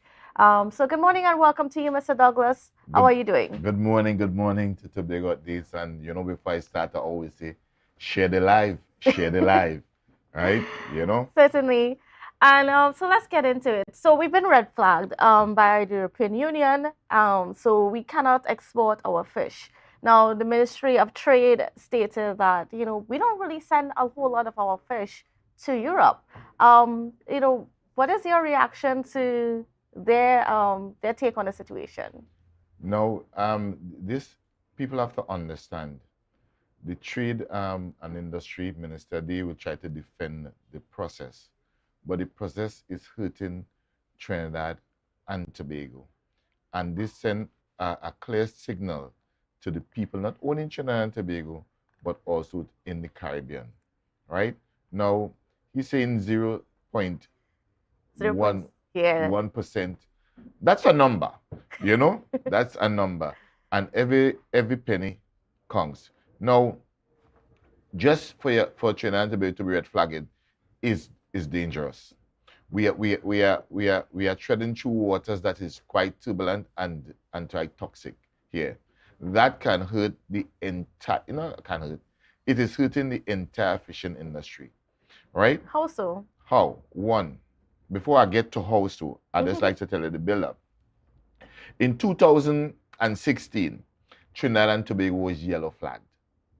So it's like football. You get a warning and then you get a red card. So that means you're out of the game. Now, with that, since then, there is no fishing bill. Nothing was done in any aggressive way to meet or to curb or to help Tobagonians, because what happened? Tobagonians used to ship to Europe, but we don't anymore. When was the last time we shipped to Europe? Jill, that is over 15 years ago or more. And why did that stop? Because we haven't reached the standards. Now, for Tobagonians to ship anything abroad, they have to go to Trinidad. Hence, the capital of paradise have to go to Trinidad to sell the tuna to ship it abroad. Now, even in the European Union, the rules and the law of the sea is one, and all of them sign up to this. So if Europe's issue a red card to Trinidad and Tobago, from some point in time, the Americas will have to comply. We'll have to comply. Because I would have mentioned earlier in the year where we was having a problem with the Bajans about the unregulated fishing. This is part of the reason. This is part of the reason why we are feeling the effect now, right?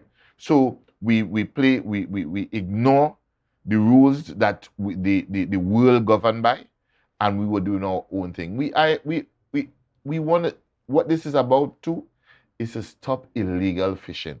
We sign up to the treaty, to the convention, and we almost follow the rules. We have Bajans in Trinidad and Tobago waters fishing unregulated.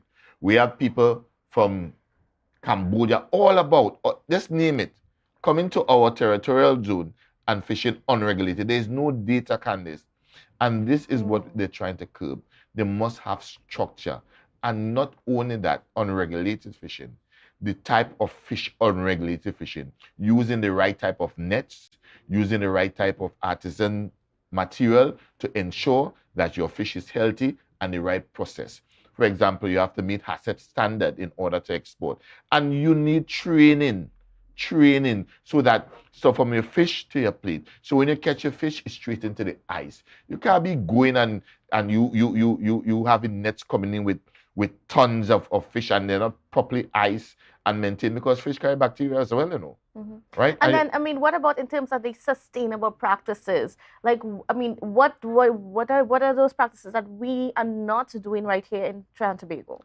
One of the practices that we're not doing is we fail in following the rules. One, we fail miserably, right?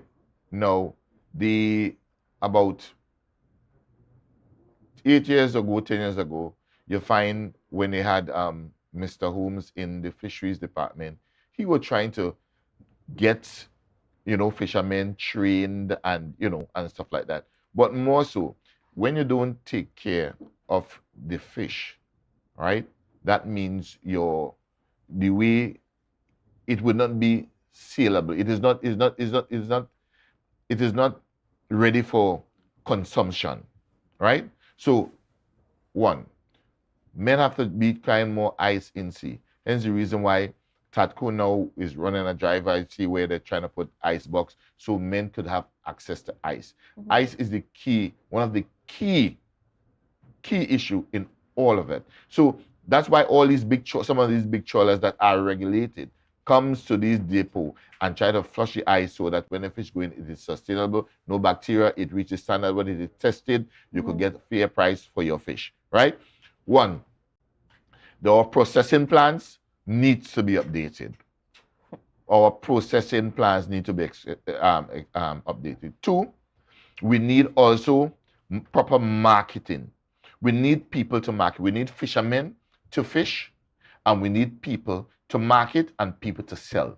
So it's a whole host of chain event where a lot of people, youths, can get involved to earn a salary up to probably $15,000 to $12,000 a month, right? Now, in terms of, I mean, when you look at some of the rules that we have of fishermen around the world, like even like if you're watching like the way how people in Maine, when they go on to catch the lobsters, there is like size stipulations. You know, they try not to catch, I say, the lobsters that are breeders and things like that.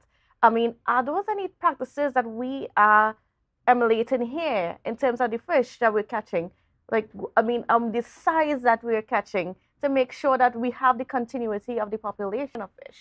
And this is what ADFA we're fighting for, right? One, you cannot catch a fish under 2 inches and this dolphin, you know what I mean? 12 feet. I mean, you need 12 inches. You need, listen, when we were trying to put in place whereby the size of the catch, the type of catch you catch, right?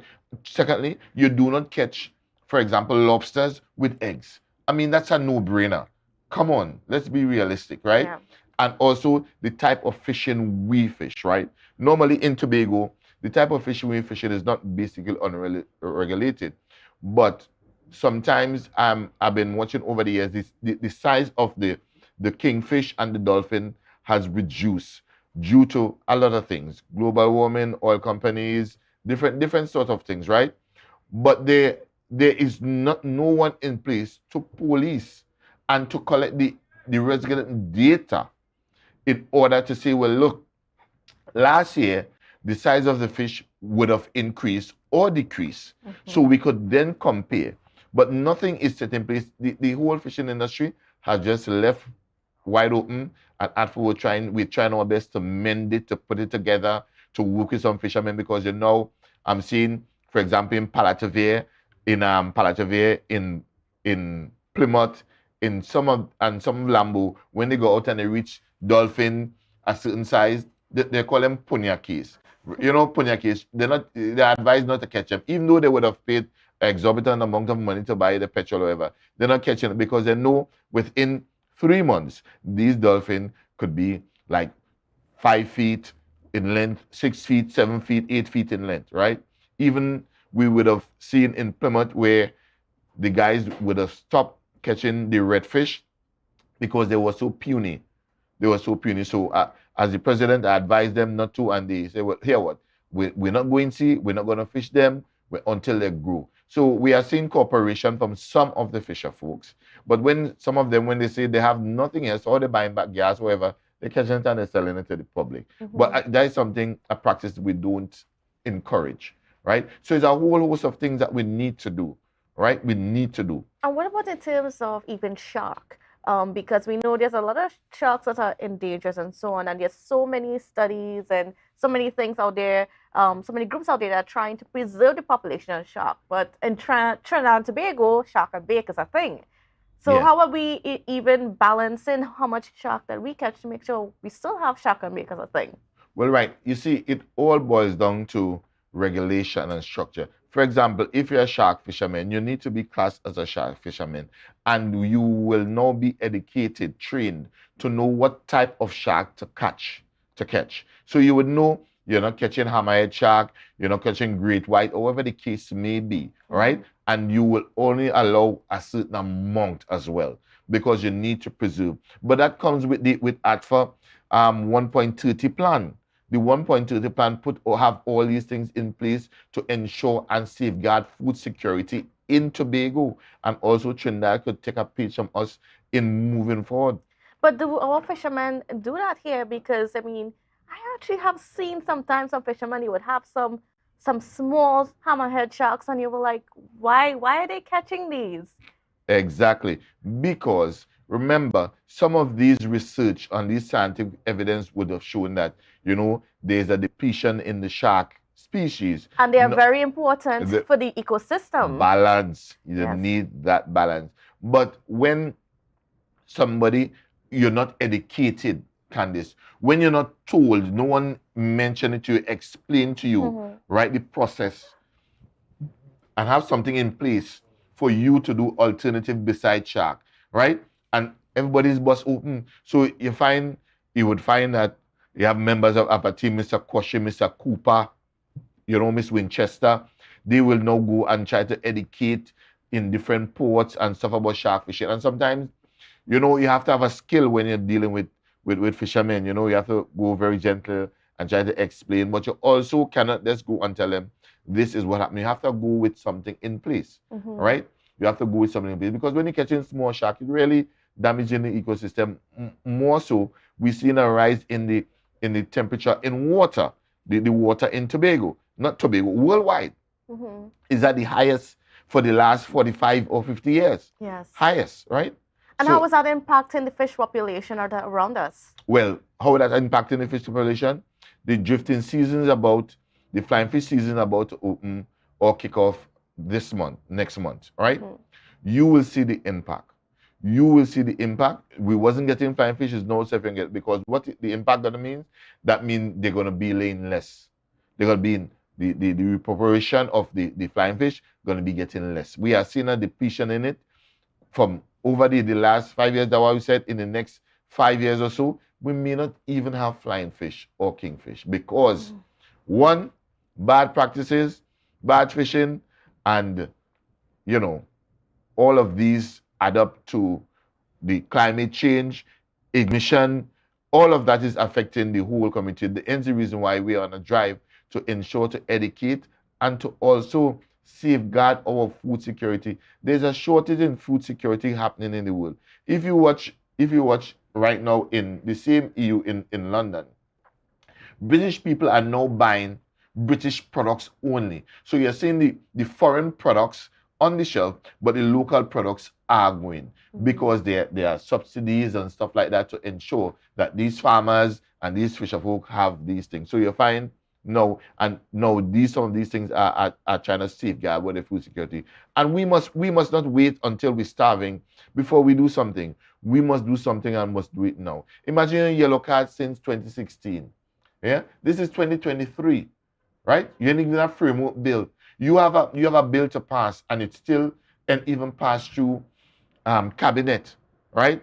When we make recommendation, right? Because here what you find is a lot of suits making decisions and don't understand the whole entire game, right? So even if you have your lawyers and your scientists, you need the common man who is there, the day-to-day fisher folk, who is there involved to make decisions, so your decision will be comprehensive and you will be able to meet the demand and know how to police and to monitor and to maintain the whole food security chain line in Tobago and Trinidad.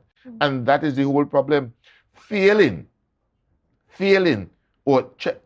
just to even make an attempt. This bill, this fisheries bill that they're trying to framework they're trying to do, is over 15 to 20 years we are talking about here. But you know what? Thinking on the positive side, Candice, we now have a grand opportunity as Trinidad and Tobago to build a stronger house together, because from the EU, they are offering cooperation to work with us. They didn't just say they just red flag us. They give us the opportunity to let's build together, because it's not Trinidad and Tobago alone, but I only could speak for Trinidad or more so Tobago. So, are you hopeful? Are you hopeful at all that perhaps the government will listen and consider your voices, not just here in Tobago, but also in Trinidad? Because I know Mr. Gary Aboud has been making some noise where this is concerned and so on. And actually, he even raised some problems, some issues with the current bill that is being considered. A small token about the current bill. The reason why I haven't mentioned anything about the current bill is because I do not like to mention things without evidence. No, I haven't seen the current bill. The current bill is not public for public perusal. So you find, until I see the bill and what they are proposing or purporting to pass in the parliament, then I could say, well, look, this is not sustainable. This is not smart. This is not workable. So until they give us the draft, because it's only a draft, right? And this draft, I said, they've been drafting for the last 20 years, right? This bill, the fisheries management bill that we have in Trinidad and Tobago, is about 100 years old. Yes. That's how old it is. So how they expect us to comply with a modernist scientific lifestyle that we live in now to a 100-year archaic bill that has not even been amended in any kind of meaningful way for the last 20 to 50 years. And we know that there's so much has changed about the seas in the last 15 and 20 years. Even in the last 5 years, quite a lot has changed about the population of the fish, the conditions, all of that. Correct. So it is that's what the reason why I did not mention or say anything about the bill and what it purport to, because I didn't have the requisite information to do so. So until I have that information, until ATFA have the information, because it's not only me alone, it's a team. It's a board member that represent the all Tobago fisher folks, so that we could then advertise it, send it to all the fisher folks that are under ATFA, and then we peruse it together, and then we will say, well, look, because we would have made a recommendation to the JSC.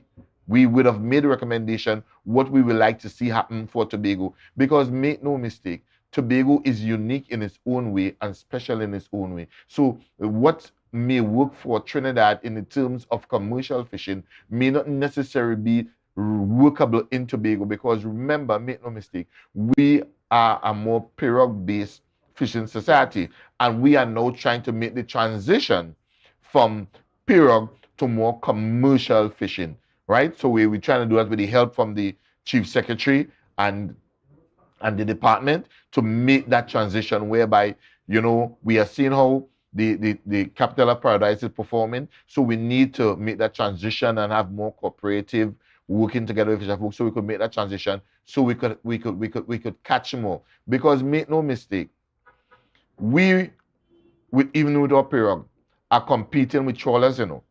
How could you? That is like having a turtle and a rabbit race. You know what I mean?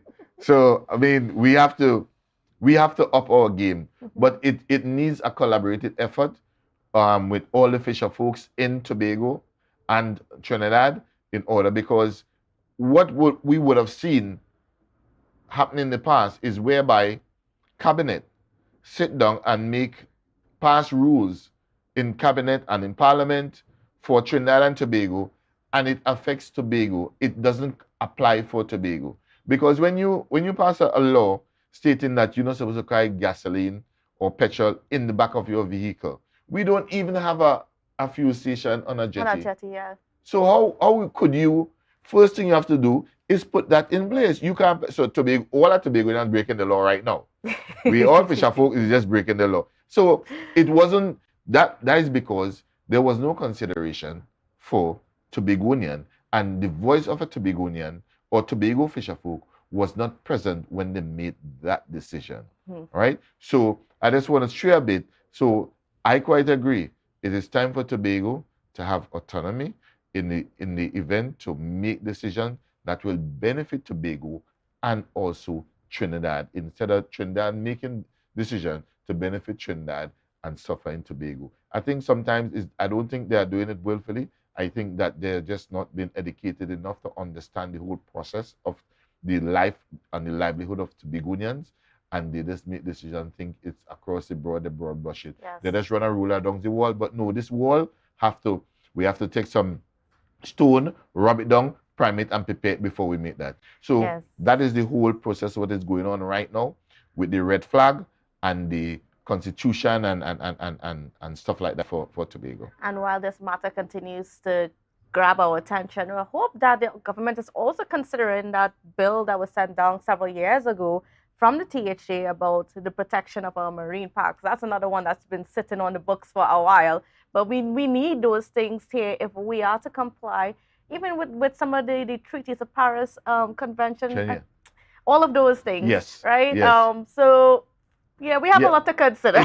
Because in the terms of marine park, and you know, I just want to touch a bit. I would like to see really... In just 1 minute. I would really like to see where the finance minister really paid some special attention to food stocks, agriculture, and the movement in the terms of engines and stuff like that, machines coming to make it easier, born industrial, for not only the fisher folk, but also for farmers as well. Because they need to concentrate more so on health, safety, and food. We need to secure these things. All right, great. I want to thank you so much, Mr. Curtis Douglas. Quite a lot to talk about this morning, but we are out of time for this segment. But don't worry, we've got a whole lot more coming up for you after the breaks. Morning, rise up to a brand new dawning as the passion starter. Right now, Tobagonians are just currying down to Bon Accord, right in Stobin Local Road. You know why? To come down and shop at Authentic Builders General Hardware, the only hardware store in Tobago that is giving you guys Trinidad prices. So for instance, such as steel, 1/2 and 5/8, $7,895. 5/8 construction ply for $260. Every single thing that you will need to do your home renovation or start your new construction, we have it right here. And to get your quotation, it's very easy. Just WhatsApp us at 272-1990 and we will do your free WhatsApp quotation for you.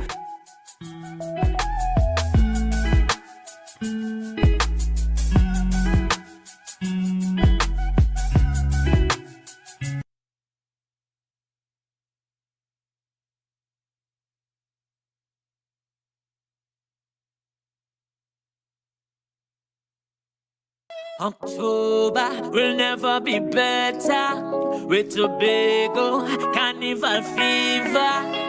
Okay, passage and come on over. Jimmy's Holiday Resorts has 1, 2, and 3 bedroom fully self-contained apartments located at the heart of Crown Point. Minutes walk to the popular beaches, restaurants, bars, and the airport. Enjoy our amazing amenities such as fully equipped apartments, complete with Wi-Fi, AC, TV, and a pool, and a mini-mart on the compound. Call 639-8292 or 8929. Jimmy's Holiday Resorts is your family's home away from home.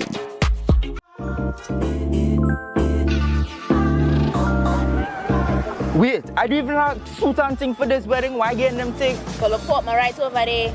Alright, thanks.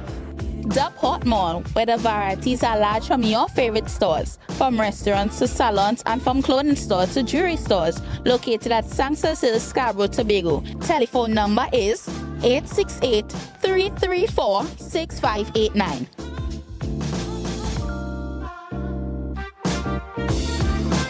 Wow. I didn't expect to see you here. Look good. Thanks. It's all because of you and Port Mall. But here now I'm going to tell you want to join me? Yeah, that's okay. Alright. Beat the rush and come on down to the Port Mall.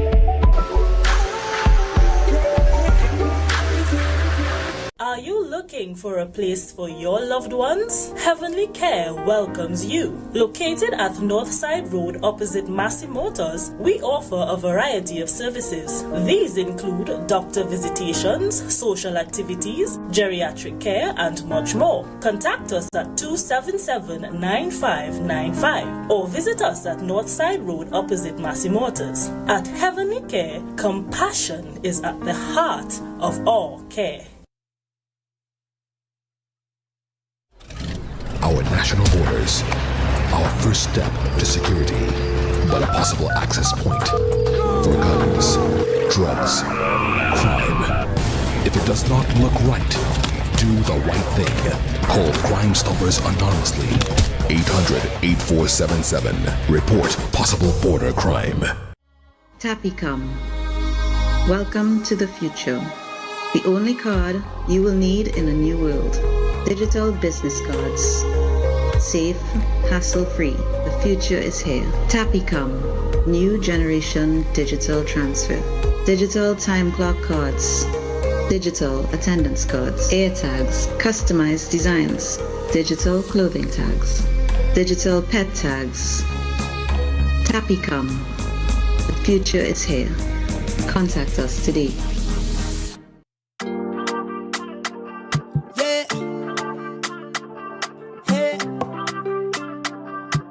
Tobago updates. Good morning, Tobago. Wake up with Candace and Denasia. Welcome back to Good Morning Tobago on Tobago Updates. Viewers, we are being joined right now by Mr. Darren Henry, who is the Assistant Conservatory of Forest from the Forest Department, Natural Resources and Forestry.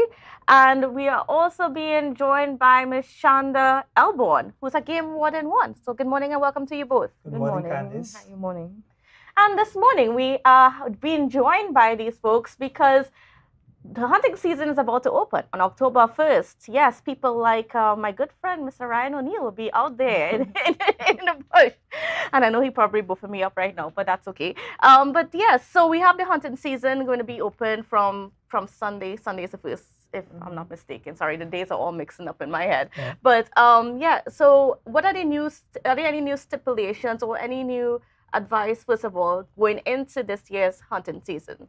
Well, just to let the members of the public know that, as you mentioned, the hunting season opens from the 1st October to the last day in February, the following year, 2024, right? And I saw generally most of the animals. And then you have the iguana, which is basically from the 1st October ending at the 31st of December. So basically, we have 2 months for the iguana hunting. Why, Ms. Shonda? Because of the laying of the eggs. We try to remember wildlife, we try to conserve wildlife, and that's the time when they look to lay. So if we interfere with them or hunt them when they're laying, it's less iguana for us in Tobago. Was it always like that, or has their breeding pattern changed over the years? Well, no, it wasn't all like that. What happened, the Zoological Society, along with UWI, would have done some studies, and that would have indicated, they would have made representation to the minister, because the time that time part of the open season is where basically the iguanas would be mating and laying basically. So and that is part of the whole open season. So they would have done the research and got the necessary data. So that would have influenced the policymakers in terms of changing the regulation. And I think that should be done for a lot more of the species that we have, because we have hunters who will say that they find whether some of the animals in young, etc. And those who are responsible will normally leave them, and those who might be a bit more irresponsible will normally just take them out of the system. Now, tell me about that whole irresponsibility thing. When you come across an animal with the young and you take them out, what does that do for the population of the species? Well, it's similar to what we have noticed also. It's similar to people, the issue with the crabs. Some people know in Tobagonians, we don't take up crabs. I mean, crab is not on the wildlife schedule. But Tobagonians, we don't take crab when crab going to wash, that when they're going to wash eggs. But we would have noticed people doing that who are not, well, who don't know about the crabs are doing that. So what that does, that causes a drop or a fall in the population. And it isn't sustainable, for want of better words. What can you tell us about the state of some of our wildlife right now in terms of the population? How healthy is the population? Well, in some instances, for example, the agouti, the populations quite high. We are concerned above, obviously, above the wild pig or quenk, because we have done some research in collaboration with UE in 2017, 2018. We didn't find any, but we have seen signs that some of them are still out there. You see, the larger the animal, the bigger the range, and Tobago is very small, 300 square kilometers, so those animals will require a larger range to roam. So then those are the animals that will become extinct first. Our bird population is doing quite well. We are concerned about the iguanas and the armadillos on the island. Because we are hunters, and then we have those who think that that all the animals belong to them and they can hunt when they want, how they want, and just hunt all during the year basically. So we are hunters and we are poachers. And how has the heat even affected the population of our animals?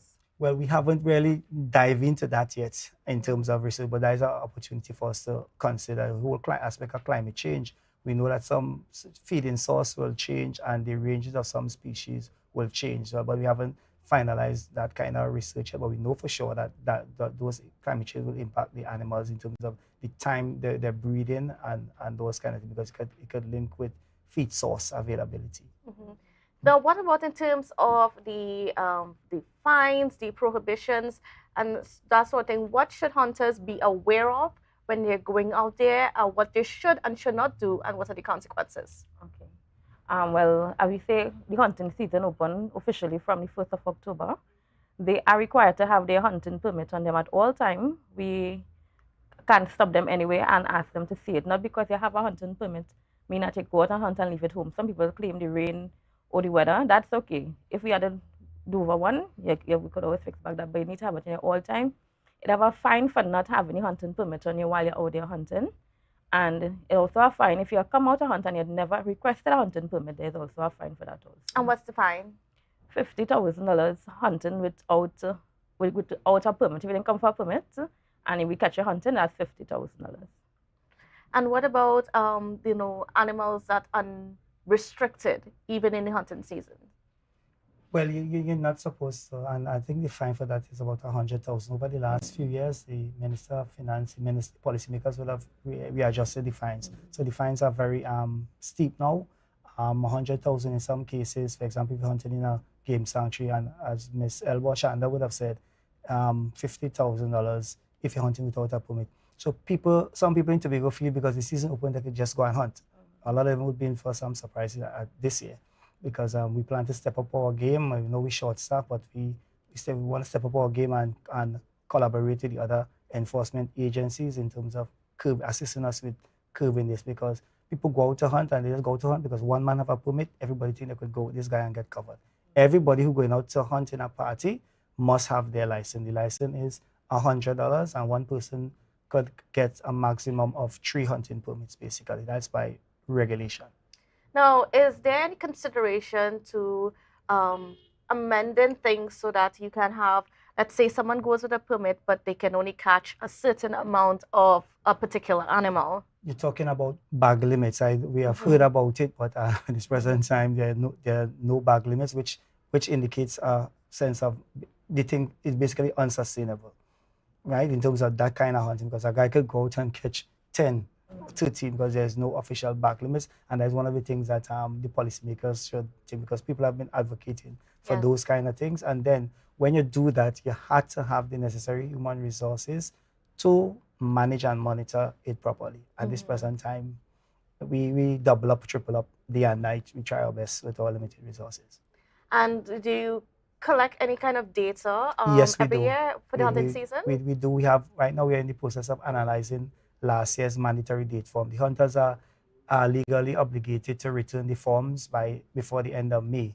So Shanda, probably what we could, when the season closes, right, at the end of February, you have 1 month to dispose of all the animals that you have in your possession. You could sell, you could eat, you could cook all the animals in your possession, right? But after that, you can't hunt within that month. And after that, the hunters have to bring in a mandatory data form. So we normally look at the mandatory data form, see what is the quantity that is being extracted from outside, where the location, etc. So we're presently analyzing last year's zone.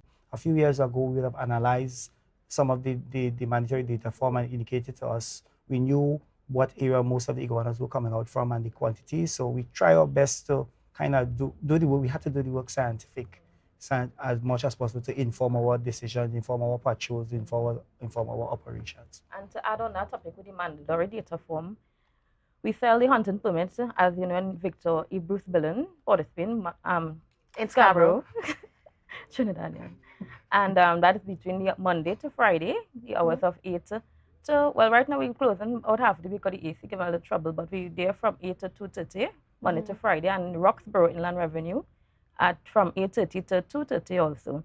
And while conducting sales, we realized that a lot of persons not bringing back any mandatory form.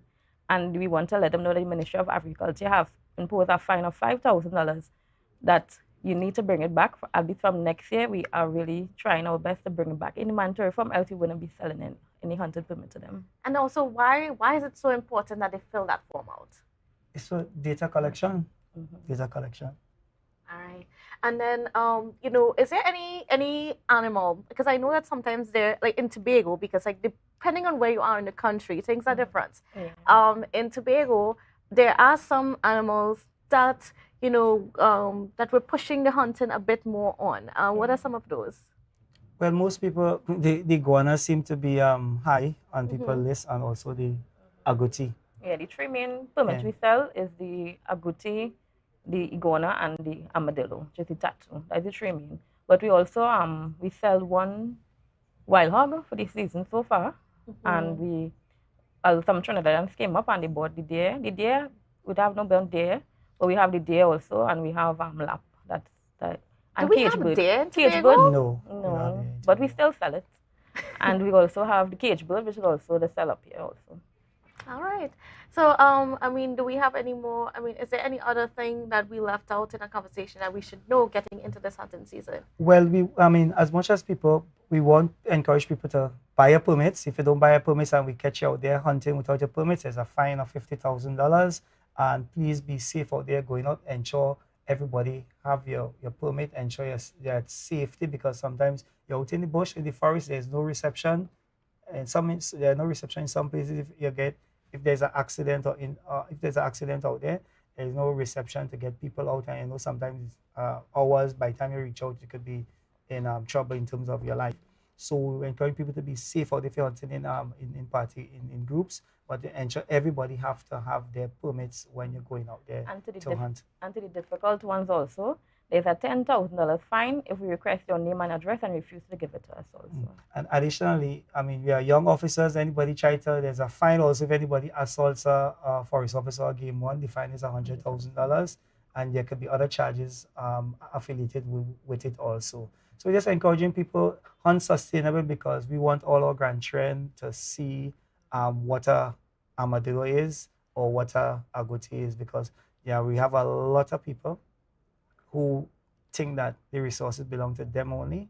We have the hunters who comply, and then we have those who poach animals, and those are the ones who are giving us a bit of a challenge on the island, because and then we have all these cultural activities that kind of encourage some of those negative or mal practices, and we're trying our best to curb on the island.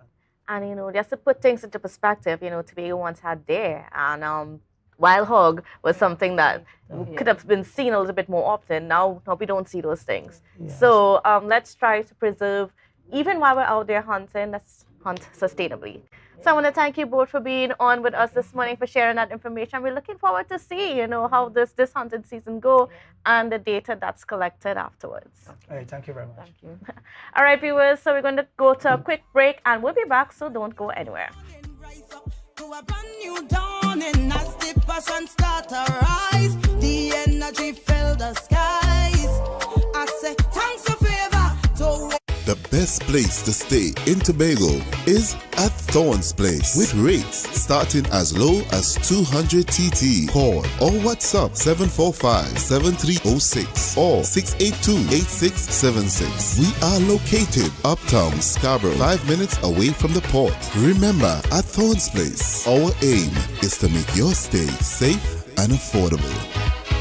Rotisserie, mouth-watering fries, salads, combos, and specials galore. Feeling for something to eat? Come and see. Our rotisserie is seasoned to the T. Kicking chicken, masala, and jerk roast. Crispy fries made from scratch. Who do you know can't beat that? Or salads freshly cut and packed. When you taste it, you'll be wanting to come back. So come check us out on number 2 Robinson Street, Uptown Scarborough, Tobago. We open on Saturday nights from 7:30 to 11:30 p.m. Monday to Thursday, we're open from 10 a.m. to 9:30 p.m. and on Friday, 10 a.m. to 4:30 p.m. Contact us at 772-7443 and all social media handles at The Rotisserie Factory.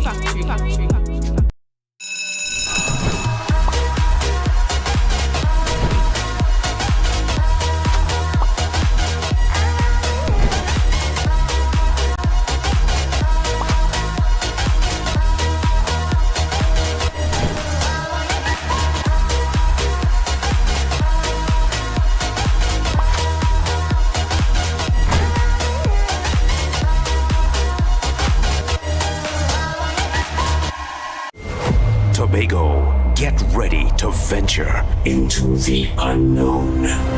Mighty Crush Entertainment presents Dream the Phantasm.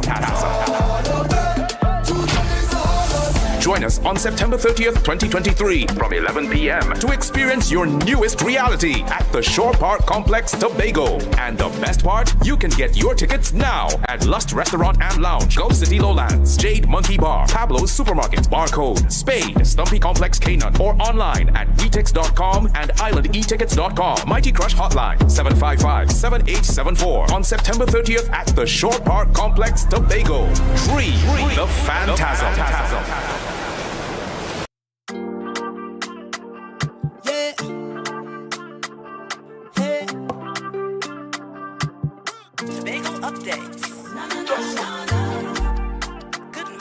Welcome back to Good Morning Tobago on Tobago Updates. Viewers, we are now being joined by Ms. Petulia Chak as we talk about an evening of praise and worship. So special good morning and welcome to you.